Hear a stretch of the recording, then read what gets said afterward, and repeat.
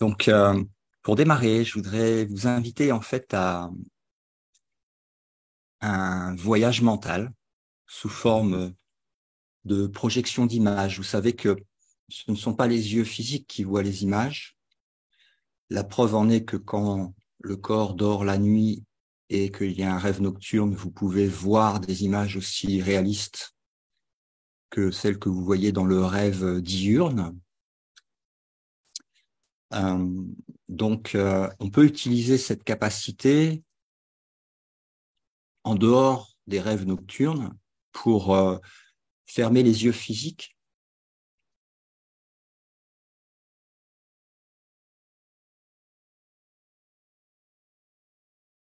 ralentir, ralentir les pensées, tout ce qui concerne les mouvements du corps,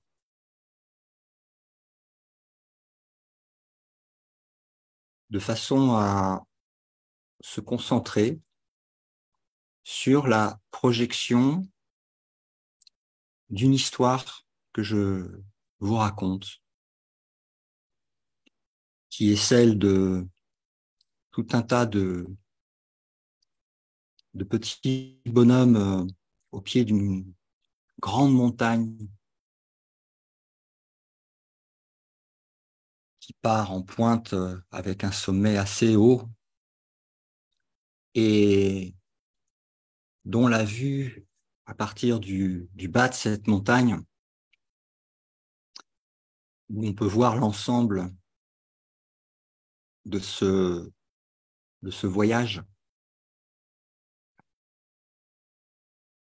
on peut voir une route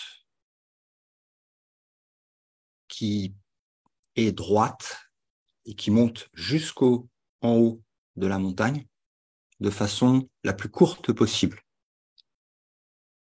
puisque c'est une ligne droite qui est éclairée par une lumière qui n'est pas de ce monde. Alors peu importe comment vous vous représentez dans votre vision du troisième œil, cette montagne et ce chemin direct, lumineux.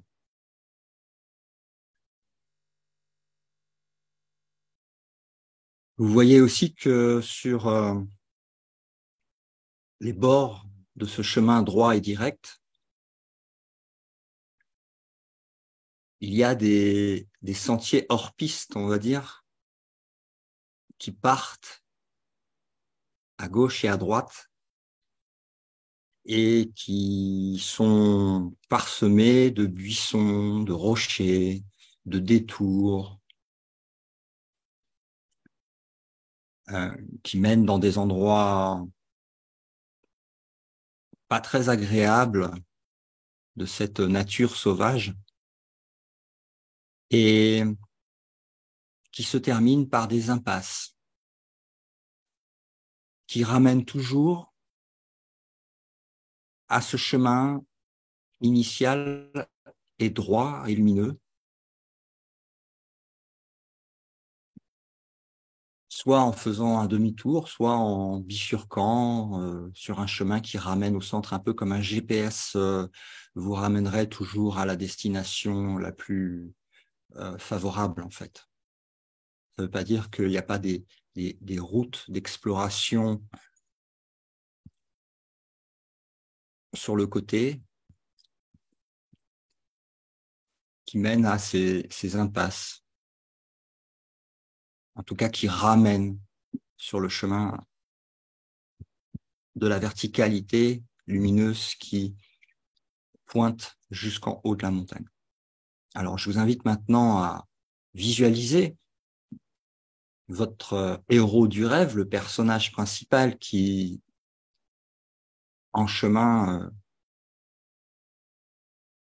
vers le haut de la montagne, choisit au départ d'emprunter le sentier le plus direct, cette voie lumineuse. Et au fur et à mesure que vous ascensionnez la montagne sur ce chemin lumineux, en regardant vos pieds par terre, vous pouvez voir des traces de pieds qui ont précédé les vôtres. Et vous reconnaissez intuitivement les traces laissées par ce que l'on appelle de grands maîtres ou de sages ou d'enseignants, comme Jésus par exemple, ou Bouddha, ou d'autres, tous ceux qui vous viennent à l'esprit. Et c'est une grande joie de voir que vous marchez dans leurs pas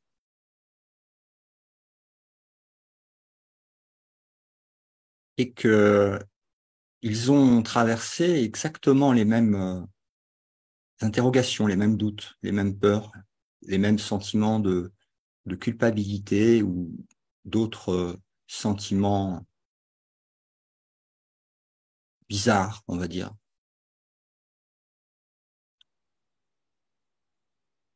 Et ça vous réjouit de voir que vous êtes sur le bon chemin. Et dans ce chemin, vous allez trouver aussi la trace de bâton qui accompagnait les pas de ses frères et sœurs du rêve. Et la première trace de bâton que vous reconnaissez intuitivement, c'est celui du bâton de la foi, qui était plus que nécessaire dans cette période spatio-temporelle d'oubli total de notre réalité immortelle. Le bâton de la foi. Et au fur et à mesure que vous avancez, vous vous rendez compte que sur le chemin, ils ont trouvé d'autres bâtons. Ils ont trouvé aussi un bâton sur lequel était inscrit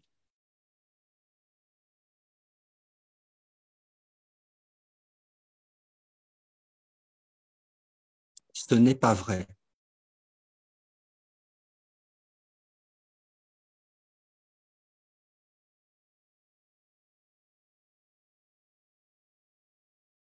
Ce que Jésus ou Bouddha a appelé le bâton du pardon véritable. Celui qui ne rend pas le rêve réel, mais qui reconnaît l'hallucination, le rêve, et défait la culpabilité en voyant que le rêve n'est pas réel. Ce n'est pas vrai. Le deuxième bâton.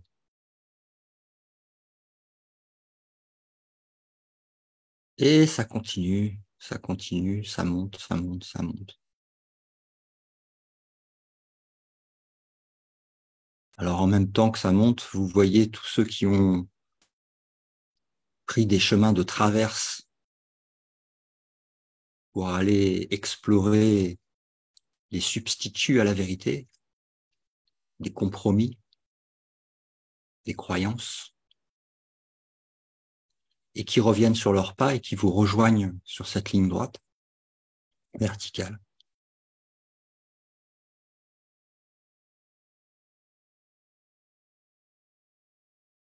Et tous en chemin joyeux, d'un rêve joyeux où nos frères et nos sœurs sont nos compagnons de route égaux dans leur divinité réelle et à la fois dans leur rêve que nous avons partagé. Donc totalement égaux, totalement innocents, totalement parfaits et totalement en chemin de réveil. Et on continue la route ensemble. et apparaît une troisième trace de bâton. On est quasiment en haut de la montagne.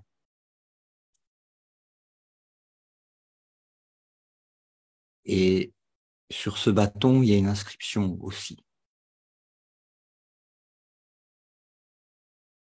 Sur ce bâton, il est inscrit « Cela n'est jamais arrivé ».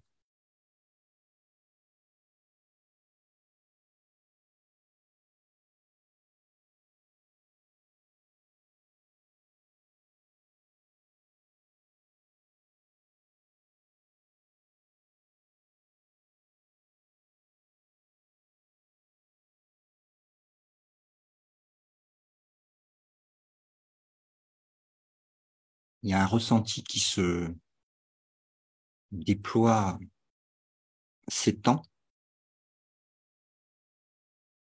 dans cette acceptation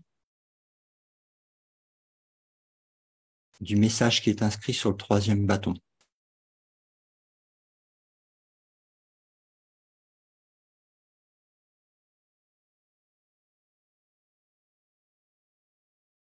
Un arrêt du temps.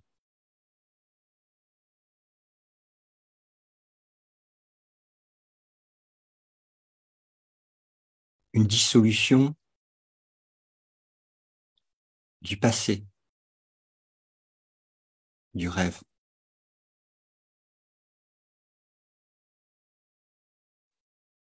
Une dissolution aussi du futur du rêve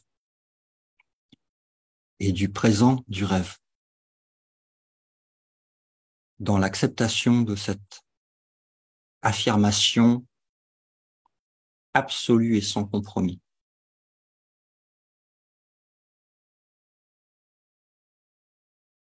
Cela n'est jamais arrivé.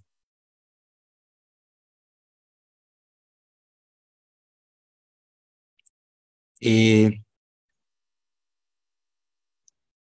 là, il se passe quelque chose de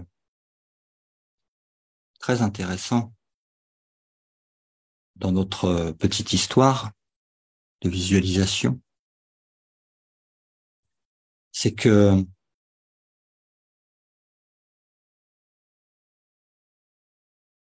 toute la montagne et le ciel au-dessus de la montagne, dans l'image, bascule à 180 degrés.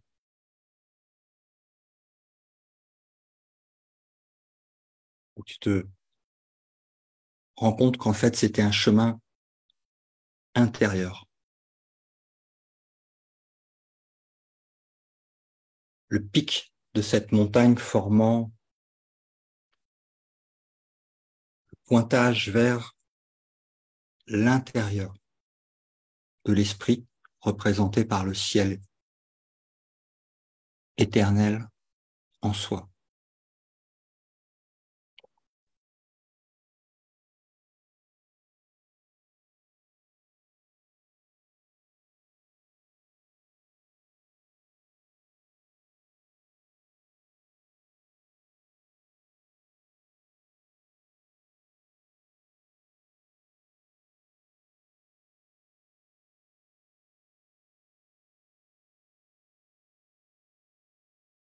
Où le rêveur de l'ensemble du rêve se reconnaît comme étant le rêveur unique d'un rêve de multitude, de séparation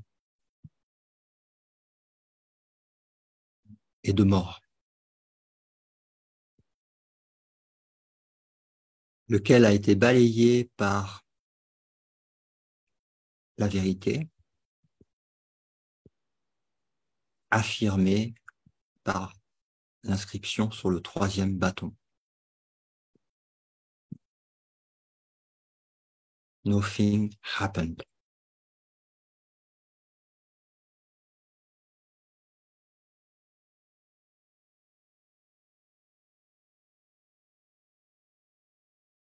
Tu réalises que Ce que tu es ne peut pas souffrir.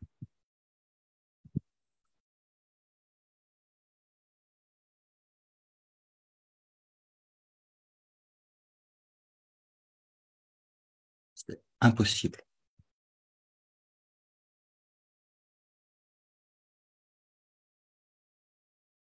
Et que pour imaginer quelque chose qui n'existe pas, il a fallu inventer des images, des représentations de soi-même, s'identifier à ces images, ce qui s'appelle créer des idoles, et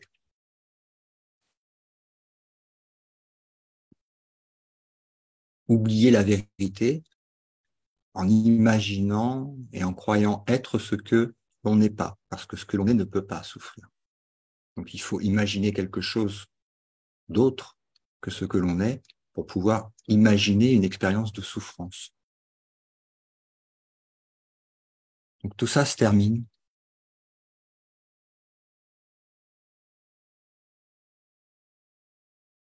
Tu peux continuer de voir la vie de ton personnage et des autres personnages,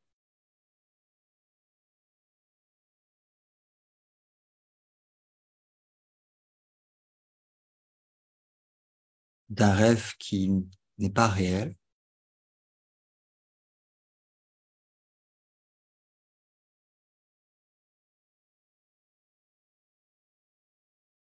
et qui n'a pas de signification, mis à part celle que éventuellement tu souhaites lui donner si tu crois, si tu rêves que ce soit la réalité et que ça a une quelque importance pour toi.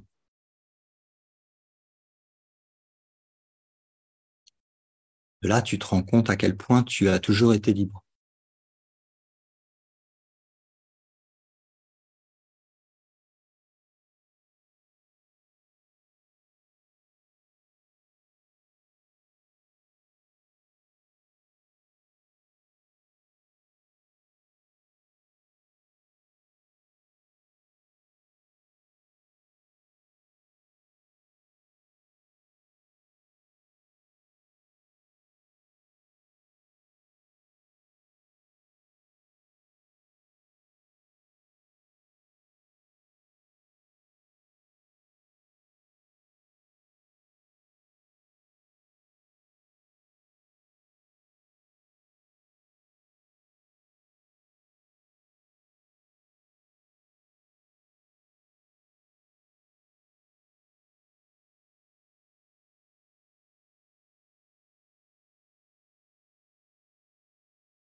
En lâchant l'idée d'être un corps,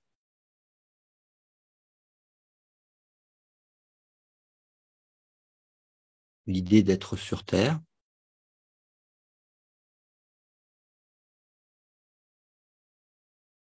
l'idée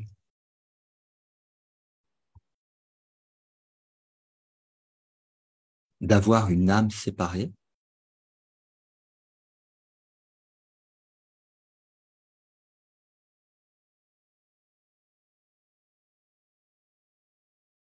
repose-toi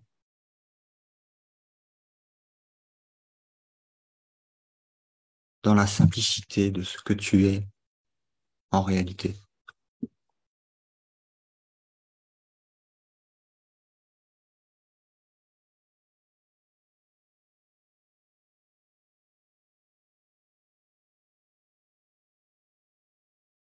La projection de l'histoire que nous venons de raconter, ainsi que de toutes les histoires que tu t'es racontées sur toi-même.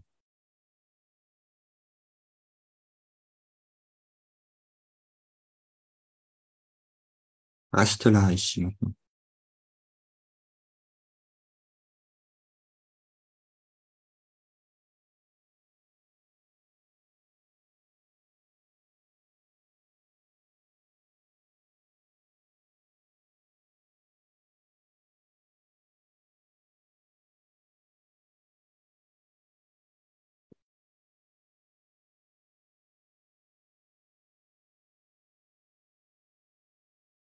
Alors normalement, ce que tu dois ressentir, c'est ton innocence, puisque rien de cela ne s'est jamais produit.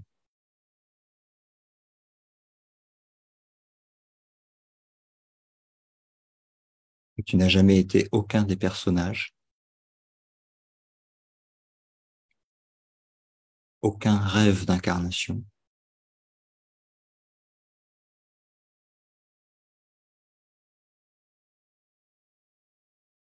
que tu n'as voyagé qu'en rêve,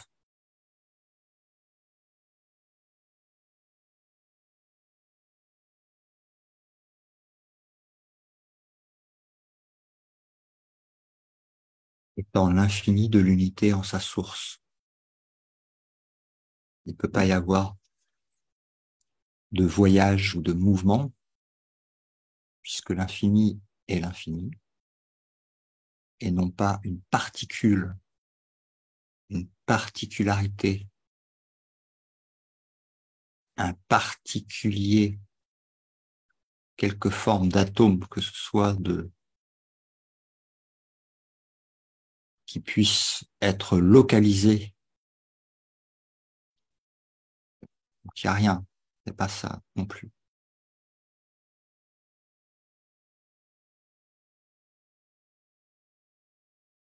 Le voyage, c'est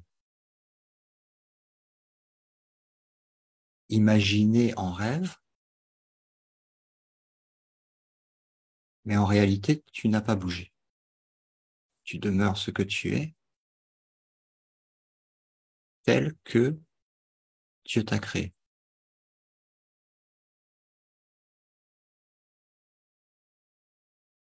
Le ciel, sans personnage dedans, sans rien dedans.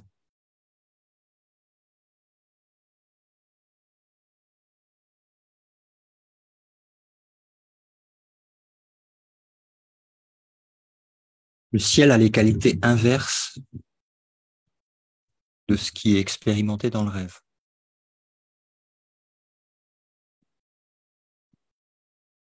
Immobilité,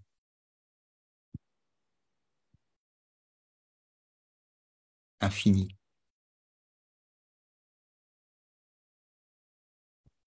libre, unité, non deux, non dualité, unité pure.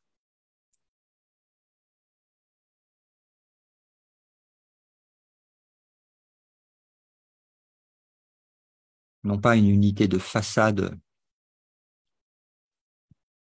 que l'esprit endormi rêve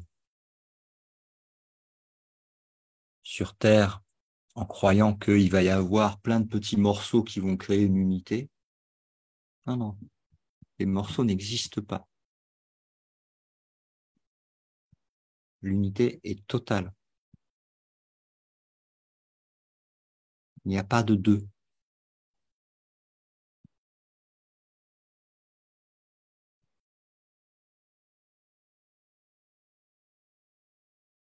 Il n'y a pas de yin et de yang.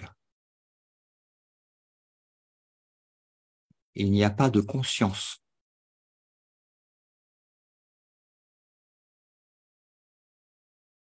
Parce que pour être conscient, il faut être conscient de quelque chose. Ou alors on peut appeler ça conscience de soi. En anglais, awareness.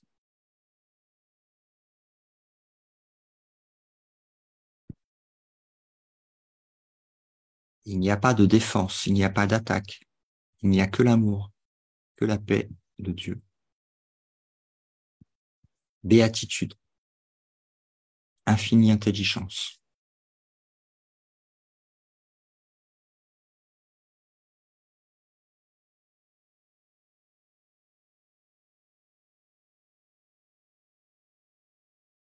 permanence,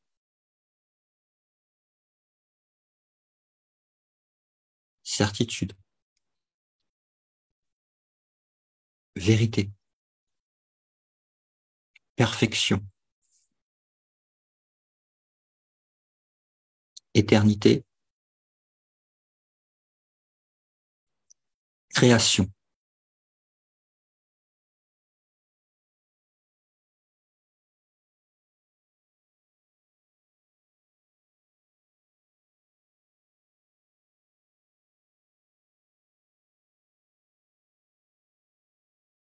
Ce que Jésus a appelé le royaume céleste, le Bouddha le nirvana,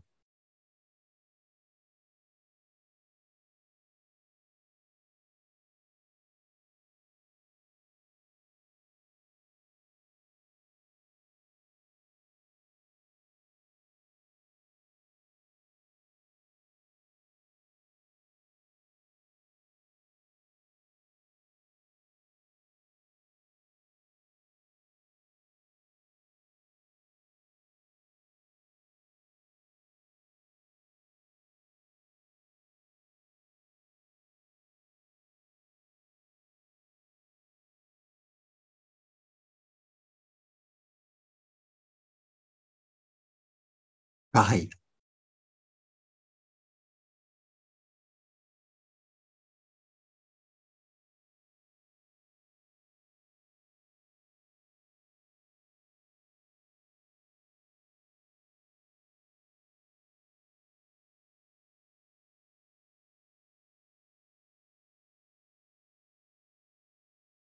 Force, puissance,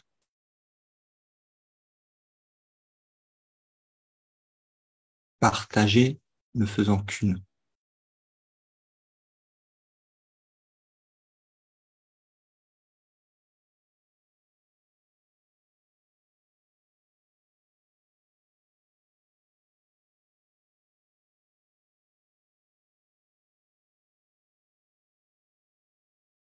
Venant de Dieu, donnée à elle-même dans son extension de l'entièreté,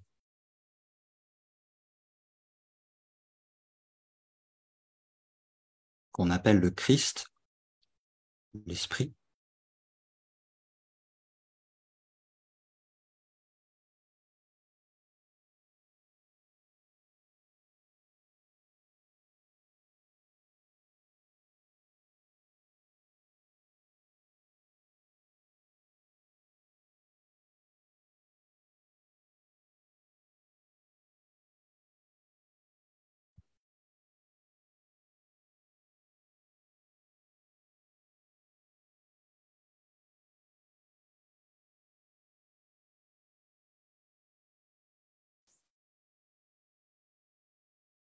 Alors, merci de m'avoir accompagné dans ce voyage visuel. Et si vous avez des partages d'expériences à faire par rapport à ce voyage visuel, ce que vous avez ressenti ou quels sont les accomplissements ressentis ou les difficultés ressenties,